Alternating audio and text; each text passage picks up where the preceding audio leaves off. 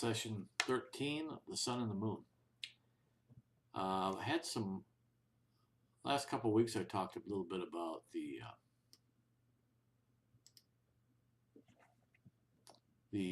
shadow um, showing as the serpent Quetzalcoatl coming down the mountain, and as the sun raises, the shadow links or crawls down the mountain edge for the day.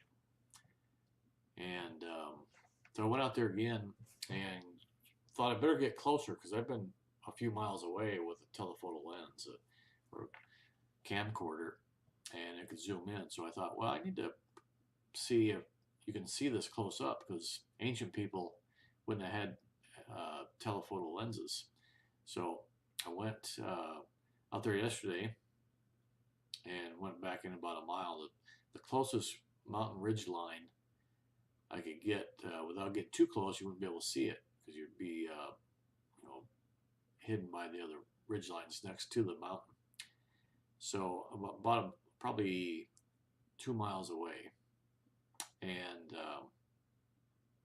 got there about 9:30 yesterday morning, the 30th of December, and started watching it. And as like always, the shadow changed and moved, and then went down. Then I had noticed before up to the top, just below the peak of the mountain there, there was looked like a decoration there, some kind of symbol there, or something more. It looked round.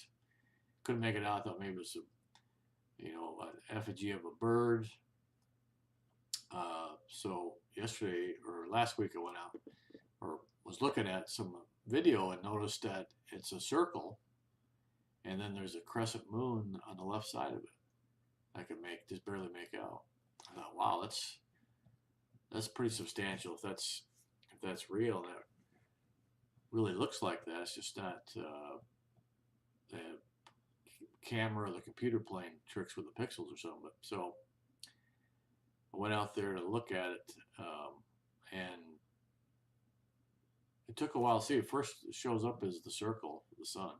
You can see that, and the Quetzalcoatl is all the way down the hill, so there's a lot of light on that side, a lot of sunlight, and this has to be a full sunlight day to see any of this, for any of this to work. So, overcast days you can't see nothing.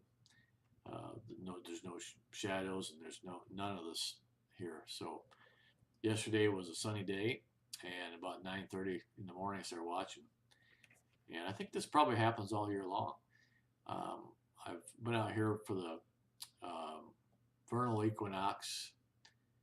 I haven't been out here in the summer solstice, so I'm gonna have to do that one day when it's gonna be hot out. But we'll have to check that out and see if all this shows up again. So at first you start seeing the circle of the sun, and then as time goes by, you start to all of a sudden the crescent moon on the left side of the circle shows up. There's also some lines straight down from it, straight down. It looks man-made. All this looks man-made, but I've been along the left side of this hill. I walked across the face of this mountain here, going to the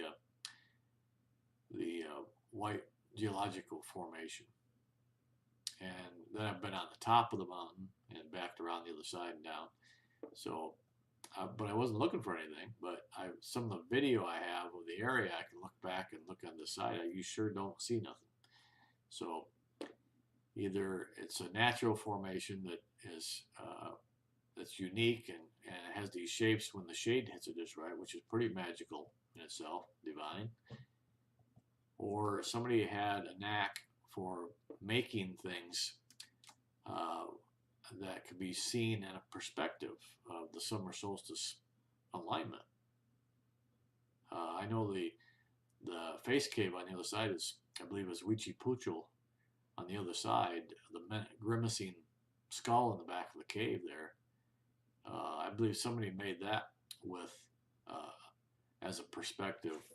If you're coming up to the mountain from the southeast, you can make it out. You can see it when you get close enough. But to be right at the cave, I bet you it's not. It's hardly recognizable as a grimacing face. Is my guess. I haven't been there yet, but you know, it'd take a bit of a genius to be able to pull that off, to make that kind of thing. But as we know, pyramids were built, and there were some geniuses back then. So it's definitely possible. I don't know if I can get up in here. The next time I'm up here, I'm definitely going to check it out, though, up close and personal. So we'll see if it's just the shape. Some of the pictures almost look like there's sun rays coming off the top edge of the circle, too. So it is really cool. Now, how many people have seen this? I got to believe if I could see it and standing there without any goggles or telephoto lenses, other people could have seen it too. And you know, I pretty much know that this is the sacred mountain. There's a moon and a sun points with the Quetzalcoatl point in the astronomical observatory too. The alignment. So this all makes sense, and that's where the moon pyramid comes from. It's probably from this point here. They saw the sun and the moon here, and it all, you know, built from this point right here. So probably brings up more question than answers, but one quandary I have, and maybe somebody can help, is how is it possible for the alignment, or from the azimuth angle from here to the Giza pyramids, how can it be the exact same alignment that's in the Temple of Man in Karnak, or Luxor? How is that possible with the precession of the Earth? So maybe somebody can fill me in on that, on what they think, why that can be. It's just this point in time where it happens to be this exact same North Star bearing on global Earth. You know, that's hard to imagine. So I don't know. I have no idea. And the only explanation is it's God's design. It's intelligent design. And is there a reason? You know, the Aztec stories are that Quetzalcoatl will return one day, and I kind of think he is right here, right now. People are going to hear about Quetzalcoatl here. What Quetzalcoatl's the mountain is the serpent, and the face in Quetzalcoatl's mouth is Quetzalcoatl, the energy, the magic. That's the divine. It's all right here. I have a video montage here. I get it to come up.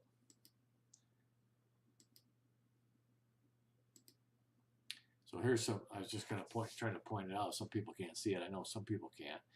They have closed eyes, closed minds, closed eyes. They can't see this stuff. Here's some. I think that's a Catholic etching, I think.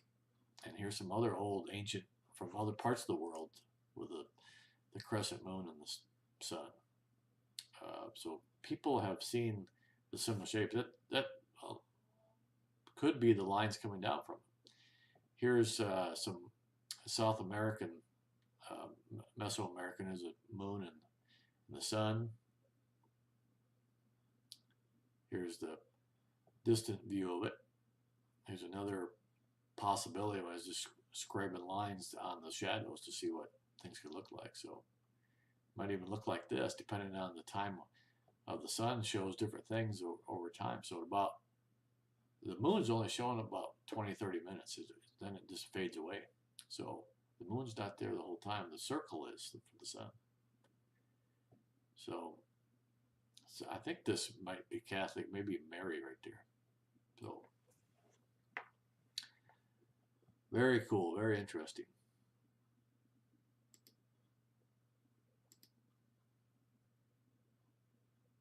Now, something I wanted to talk about was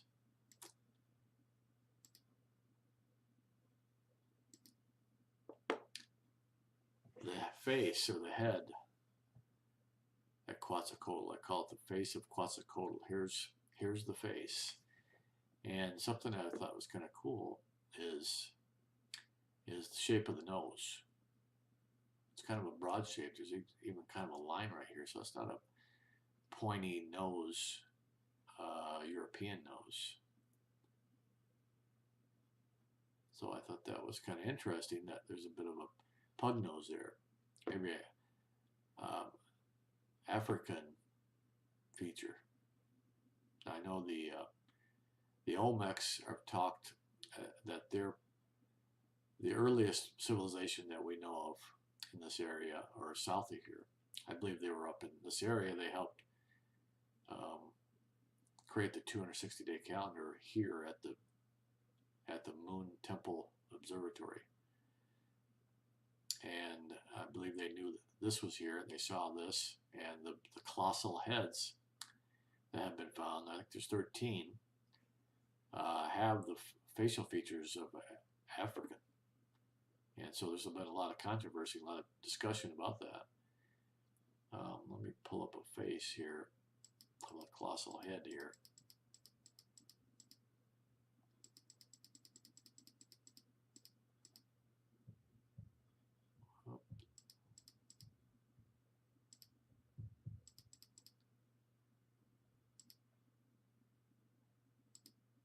So here's the colossal head. They're like, biggest one I think is 13 foot in diameter, but fairly big. And whatever all the experts can't figure out is why they have the facial features they do. Of course, some Hispanics have the broad nose and broad lips, but there's a lot of people that have written books about how this is patterned after the Africans. They were here first. So, but seeing the head on Quetzalcoatl on the mountain, it has a broad nose, just like this, the line across it. So I believe this head is the depiction, or a copy of the head on Quetzalcoatl on the Sacred Mountain. So they take this head with them, or bring the Sacred Mountain to where they live, farther down in Mexico or Central America. Now, if you look at a lot of these heads here, the heads are kind of thin from front to back, and probably because the face on the mountain is too. Now, they all have helmets, look like old-time football helmets, the leather helmets. But if you look at the face on the mountain, that's kind of a flattened look too.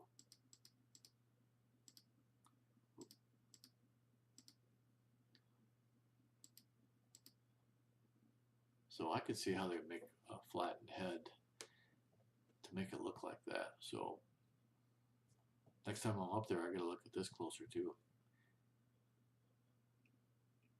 With enlightened eyes, you gotta see this stuff.